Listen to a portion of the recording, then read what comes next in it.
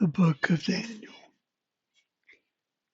In English translations of the Bible, Daniel is always found as the fourth major prophet, standing immediately after Ezekiel and before the 12 minor prophets. This follows the Greek traditions of the Septuagint, and it is easy to tell why they thought it should be among the more important prophets.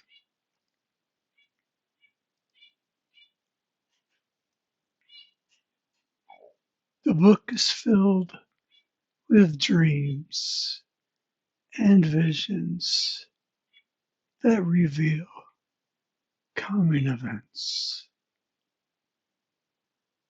But in contrast, the Hebrew Bible places Daniel among the last of the writings and does not consider it at all to be prophecy.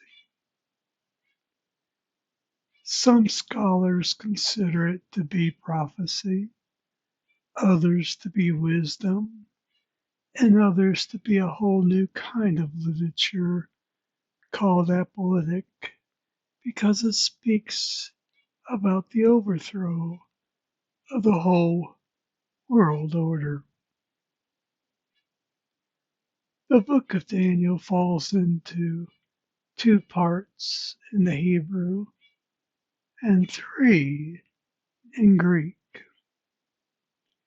Part 1, chapters 1 through 6, contains 6 romantic stories, sometimes called court tales, intended to edify and teach proper religious attitudes.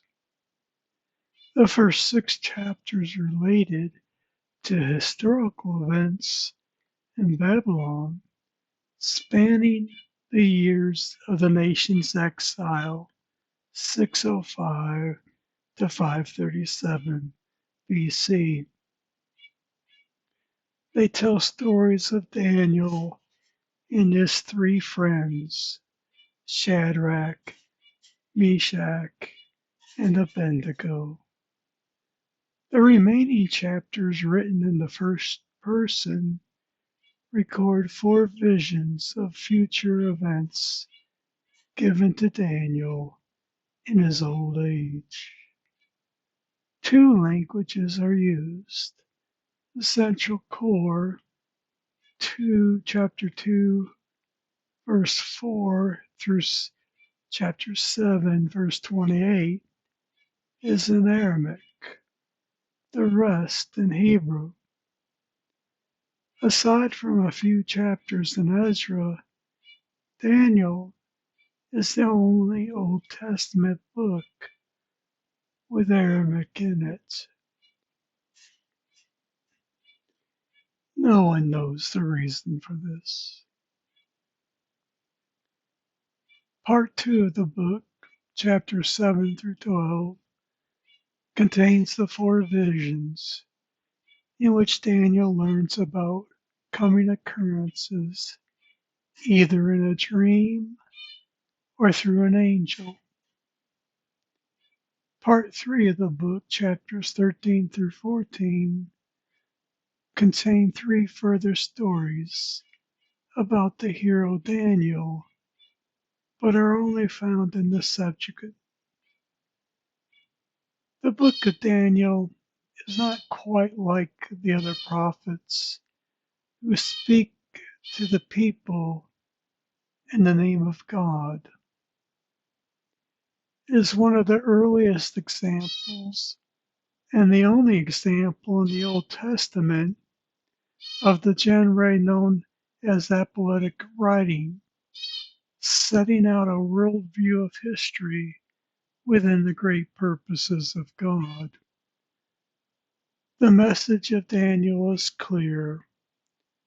God, the God of Israel, is sovereign ruler of the world at all times and in all places. For his people, this means one thing: total loyalty to him. No matter how powerful the opposing forces, God will in due time defeat them all. From the text, we learn that Daniel was a Judean exile at the court of Babylon, taken there as a boy a few years earlier than Ezekiel, the first main batch of exiles. Daniel's role in these stories was make up the first part of the book as much as of a statesman as a prophet.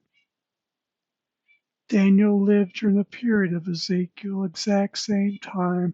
There were only a couple of different years differences in ages. The nation has fallen. Daniel watched it fall as a young man, as a child. He was of no doubt some kind of nobility. He was a blue blood. He was bright. He was a choice young man to be taken captive.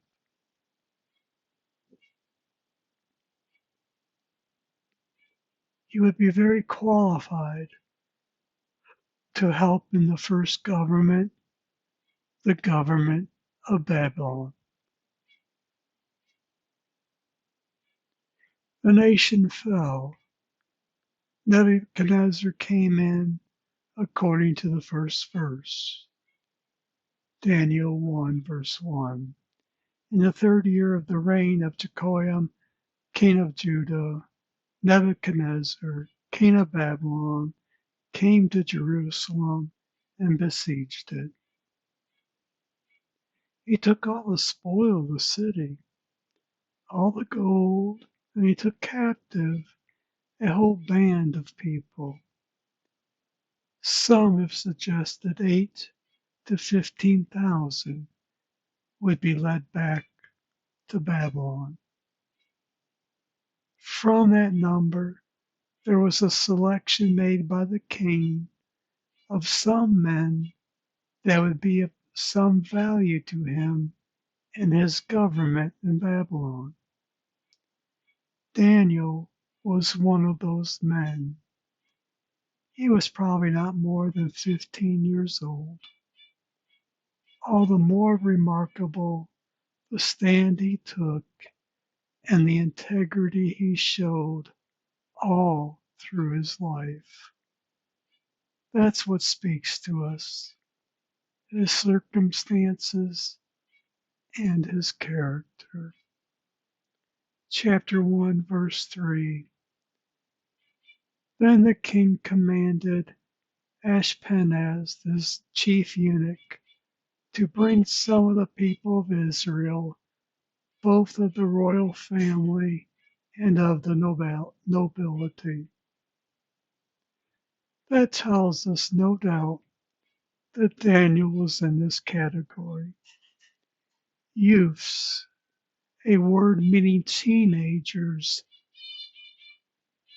not yet 20, beyond the age of 9, 10, and 11. These were young men. Notice the qualifications.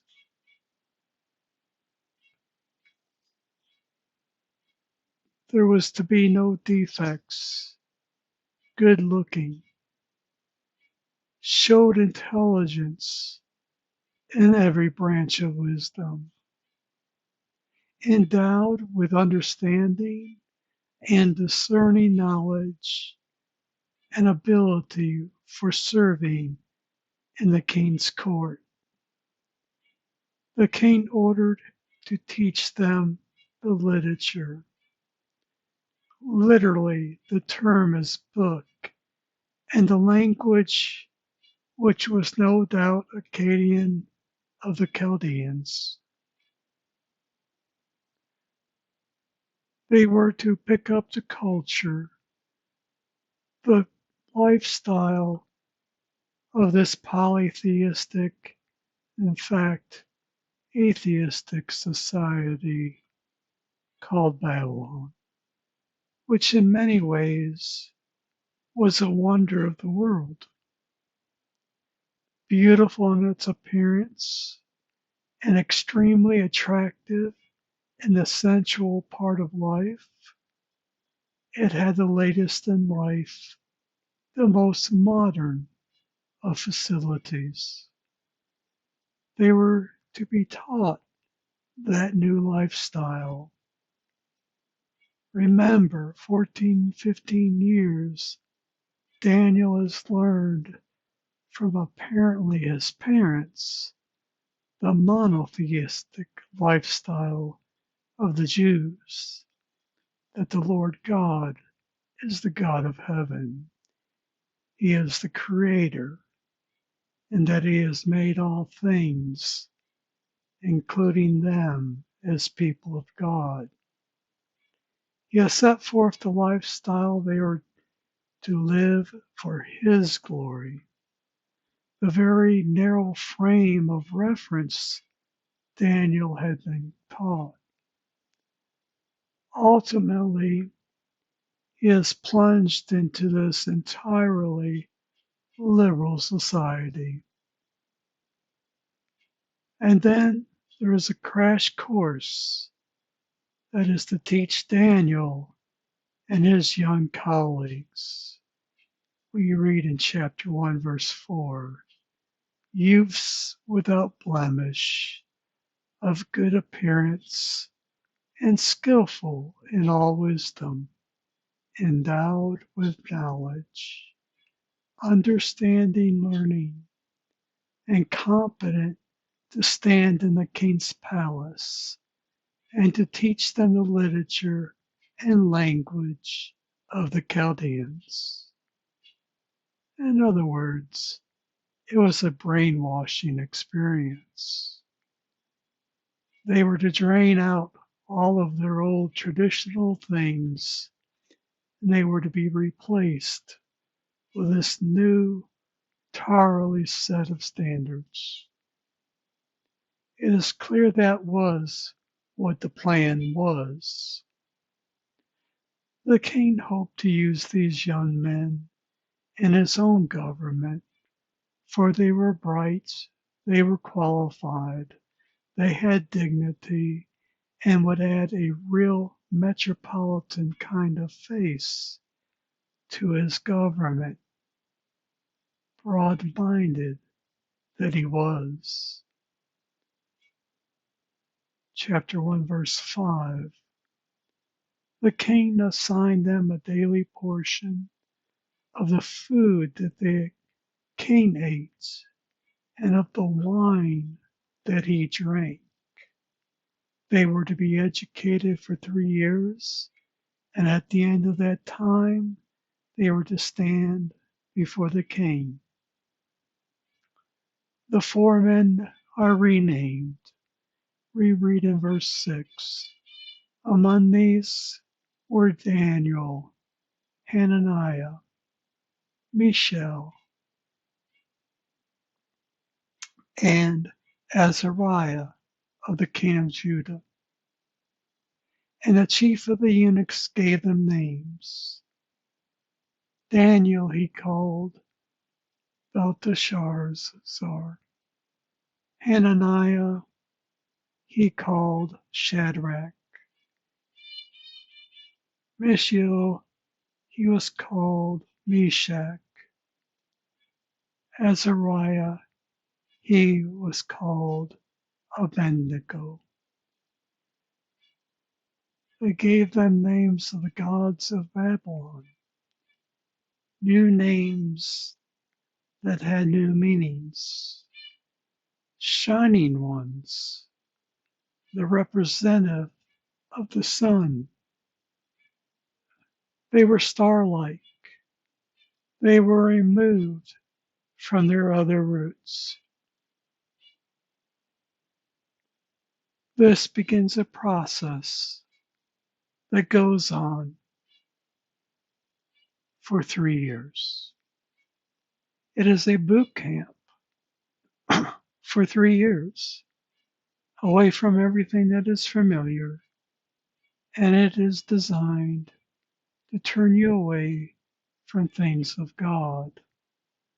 They were to eat and drink the king's food or wine. But in verse 8, Daniel has made up his mind. That is where integrity really begins. A mental attitude saying that nothing will move me from my faith. I am determined to stand alone. No one else stands alone. I make up my mind, I will. No amount of pressure will change my decision. Chapter 1, verse 8. But Daniel resolved that he would not defile himself with the king's food or with the wine that he drank. Therefore, he asked the chief of the eunuchs to allow him not to defile himself. The order of the king, as they were, to eat the same food the king ate, tasty, tempting food, food that which would have first been sacrificed to the Babylonian gods. It might contain meat that was unclean according to Jewish law and unsuitable for Jews to eat. The young men commendably asked for a substitute menu in spite of the great attraction to do otherwise, and it was granted. Leon Woods. The first reference to the outworking of his integrity comes right away in verse 8. He sought permission from the commander of the officials that he might not defile himself, and he offers a 10-day guarantee. Look how he words it in verse 10. And the chief of the eunuchs said to Daniel, I fear my lord the king, who assigned your food and your drink. For why should he see that you are in worse condition than the youths who are your own age? So you would endanger my head with a king. Verse 11.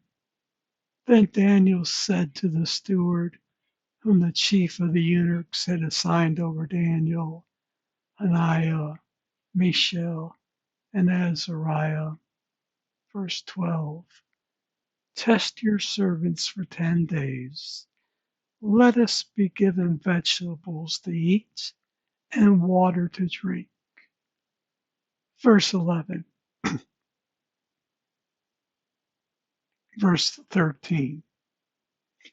Then let our appearance and the appearance of the youths who eat the king's food be observed by you, and deal with your servants according to what you see. Verse 14. So he listened to them in this matter and tested them for 10 days. Verse 15. At the end of 10 days, it was seen that they were better in appearance and fatter in flesh than all the other youths who ate the king's food. Verse 16. So the steward took away their food and the wine they were to drink and gave them vegetables. Daniel was very gracious. If you are going to change the rules, do it very graciously. Do not set yourself up as a holy Joe. Do not make them look foolish or stupid or even necessarily wrong. You just march to a different drum beat, and you graciously, with tact, request an arrangement of the plan that is exactly what Daniel does. What about these men at the end of their 3-year course? Well, if you know the story of Daniel, you know they graduated at the top of the class. Chapter 1, verse 17. As for these 4 youths, God gave them learning and skill in all literature and wisdom, and Daniel had understanding in all visions and dreams. It is graduation time, commencement, cap and gowns. Verse 18. At the end of the time, when the king had commanded that they should be brought in, the chief of the eunuchs brought them in before Nebuchadnezzar. Verse 19. And the king spoke with them, and among all of them none was found like Daniel, Hananiah, Mishael, and Azariah. Therefore they stood before the king. Verse 20. And in every matter of wisdom and understanding about which the king inquired of them, he found them 10 times better than all the magicians and enchanters that were in his kingdom. Verse 21. And Daniel was there until the first year of King Cyrus. You cannot appreciate it unless you know the flow of history. That means several monarchs, several eras. Daniel was in that responsible position until about the age of 90. He maintains his integrity at every test along the way. In chapter 2, he turns into a counselor. King Nebuchadnezzar has a dream, and none of his men can interpret the dream. The word gets out there that there may be a man who may be able to do it. The man's name is Daniel. Chapter 2, verse 14. Then Daniel replied with prudence and discretion to Arioch, the captain of the king's guard, who had gone out to kill the wise men of Babylon. Verse 15. He declared to Arioch, the king's captain, why is the decree of the king so urgent? Then Arioch made the matter known to Daniel. Verse 16. And Daniel went in and requested the king to appoint him a time that he might show the interpretation of the king. Daniel requests a little more time. Verse 17. Then Daniel went to his house and made the matter known to Hananiah, Mishael, and Azariah, his companions. Verse 18. And told them to seek mercy from the God of heaven concerning his mystery, so that Daniel and his companions might not be destroyed with the rest of the wise men of Babylon. Verse 19. Then the mystery was revealed to Daniel in a vision of the night. Then Daniel blessed the God of heaven. It is about 2 years later, and Daniel is about 17 years old. 2 years later, after graduating from that course, Daniel comes before God in absolute faith and says, I do not have the answer. Give it to me that his name would be lifted up. Daniel prays a marvelous prayer in verses 20 through 23. Make a study of the prayers of the prophets, and your prayer life will be changed. Chapter 2, verse 20. Daniel answered and said, Blessed be the name of God forever and ever, to whom belong wisdom and might. Verse 21. He changes times and seasons. He removes kings and sets up kings. He gives wisdom to the wise and knowledge to those who have understanding. Verse 22. He reveals deep and hidden things.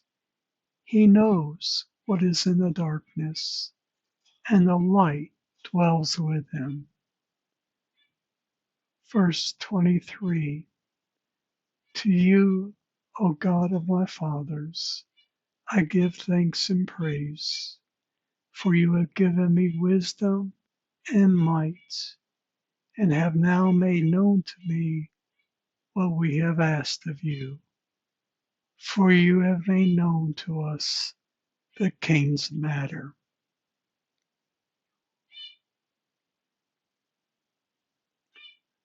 They make requests to God, and God reveals to Daniel what that interpretation is, and Daniel sets it forth before the king. The image in the cream represents 4 world empires, beginning in the present and stretching into the future. The 2 most widely held interpretations are 1, Babylonian, Medo-Persian, Greek, and Roman. Interpretation 2, Babylonian, Persian, Median, and Greek. The first is a better fit with the historical situation and with the fact that Christ's kingdom of God comes in the Roman period. The second view has the merit of the bulk of Daniel chapter 7 through 2 that refers to the Greek period. Verse 46, after Daniel told the story and given the interpretation, which is a sweeping story of God's plan for the Gentile nation. We read in chapter 2, verse 46. Then King Nebuchadnezzar fell upon his face and paid homage to Daniel and commanded that an offering and incense be offered up to him. The king is about to promote Daniel to a high position. Verse 47, the king answered and said to Daniel, Truly your God is God of gods and Lord of kings, and a revealer of mysteries. for you have been able to reveal this mystery. Verse 48. Then the king gave Daniel high honors and many gifts, and made him ruler over the whole province of Babylon, and chief prefect over all of the wise men of Babylon. Verse 49. Daniel made a request of the king, and he appointed Shadrach, Meshach, and Abednego over the affairs of the province of Babylon. But Daniel remained at the king's court. Before Daniel turns 20, he was responsible for all the wise men along with his friends. Chapters 3 and 4 reveals more of the innards of the days in Babylon. Chapter 3, the ordeal of the fiery furnace. The years pass, and Nebuchadnezzar, forgetting that he once acknowledged Daniel's God as supreme, sets up his gold-covered image, 90 feet high, demanding that all his people worship it. But Daniel's companions will not compromise. There is only one God, and God forbids them to worship any other God. Exodus 23. You shall have no other gods before me. They know God can deliver them from a terrible death. They do not know if he will. Chapter 3, verse 17. If this be so, our God whom we serve is able to deliver us from the burning fiery furnace, and he will deliver us out of your hand, O king. Verse 18. But if not, be it known to you, O king, that we will not serve your gods or worship the golden image that you have set up. In the event, the flames kill those who flame them in and burn through their own bonds. But they come out with not so much as a smell of burning about them. A godlike figure walks through the fire with them. Chapter 5, the writing on the wall. Strictly speaking, Nabonidus, 566 through 539 BC, was the last king of Babylon, but he retired to Arabia early in his reign, leaving his son Belshazzar acting king in Babylon. The date is 539, 23 years after Nebuchadnezzar's death. The great feast at the palace is going on with a swing when a mysterious hand begins to write on the wall. 3 words are written. They are weights or units of money, a minya, a shekel, and a half shekel. Daniel, now an old man, is summoned to interpret. He came and interrupted words and told the truth to Belshazzar, saying, your days are numbered, your kingdom is coming to an end, and you are finished.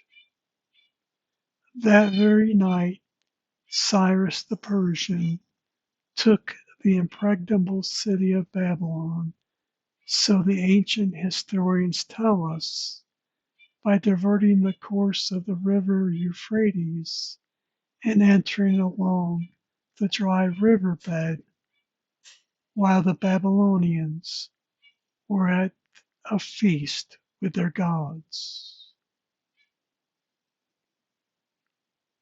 He told them the truth, another mark of integrity.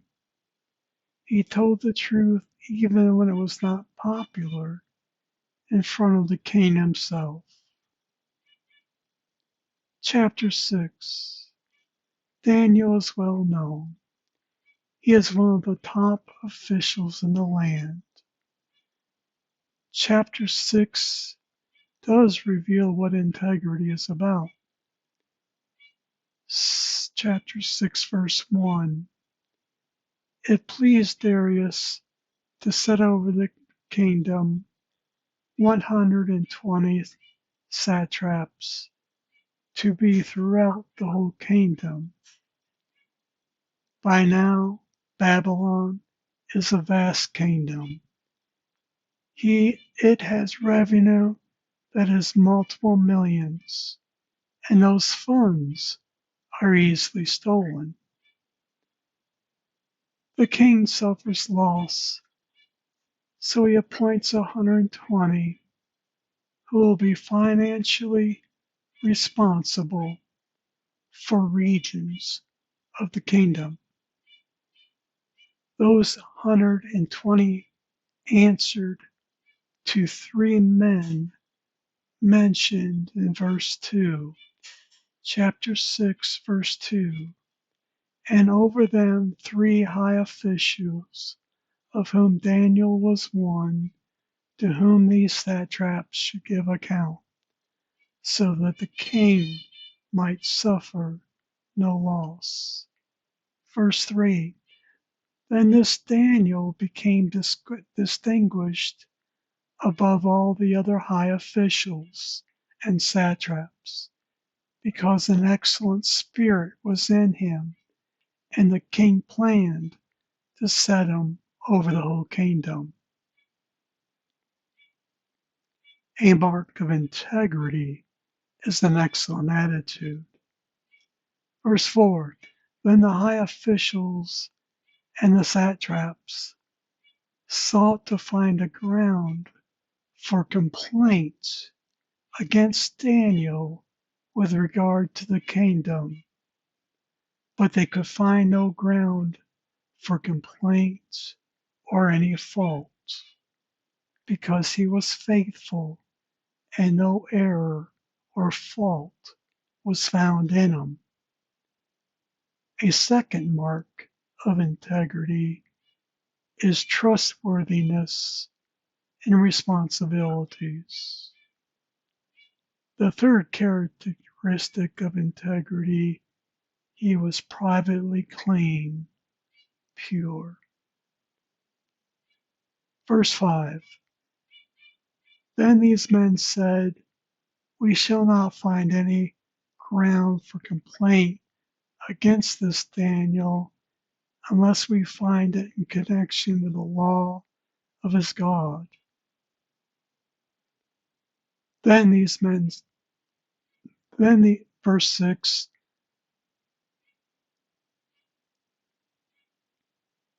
then these high officials and satraps came by agreement to the king and said to him, O King Darius, live forever.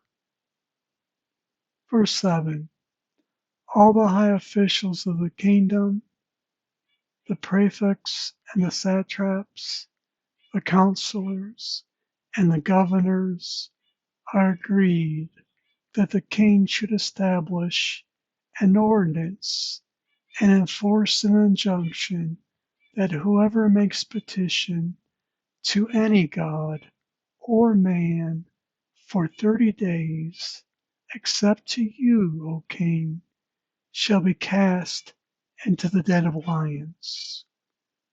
Verse 8, now, O king, established the injection, and signed the document so that it cannot be changed according to the law of the Medes and the Persians, which cannot be revoked.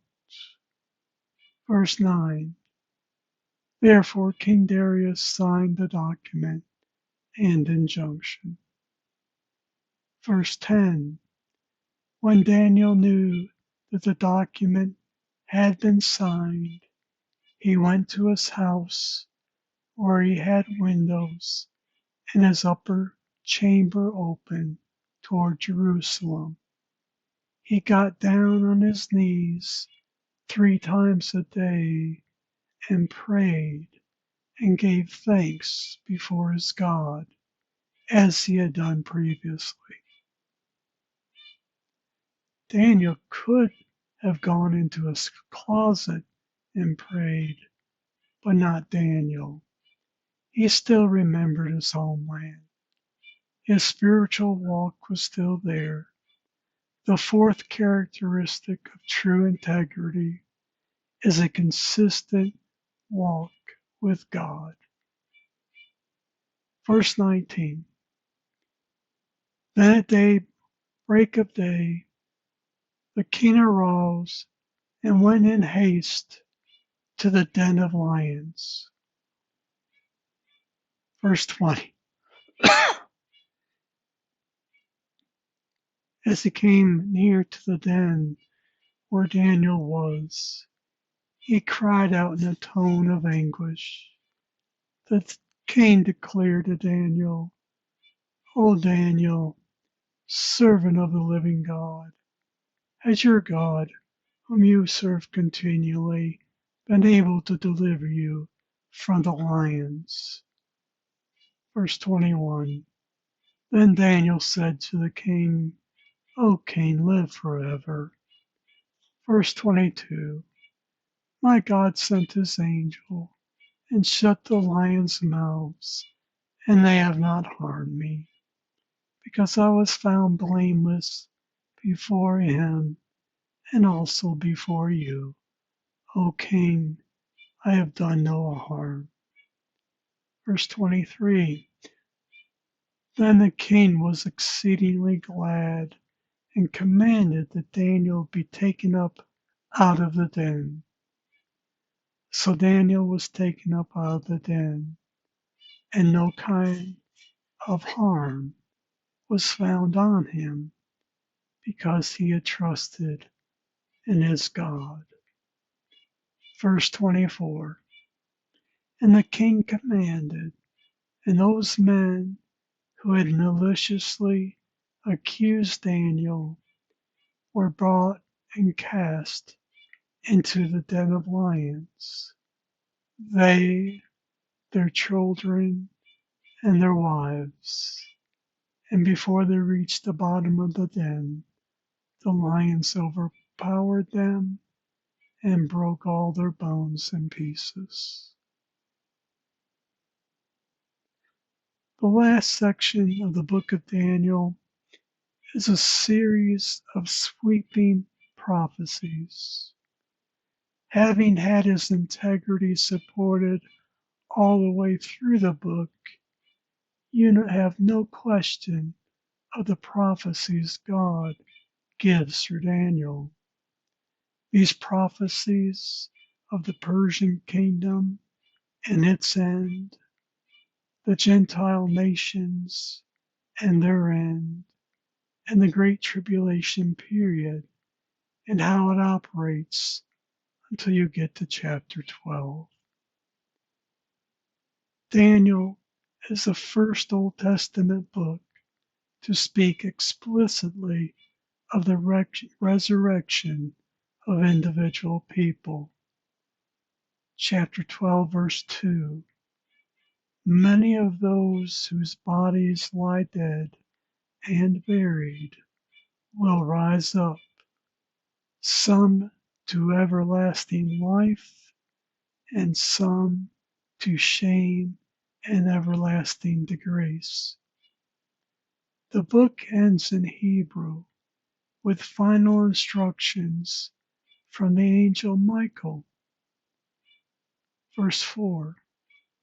But you, Daniel, shut up the words and seal the book until the time of the end.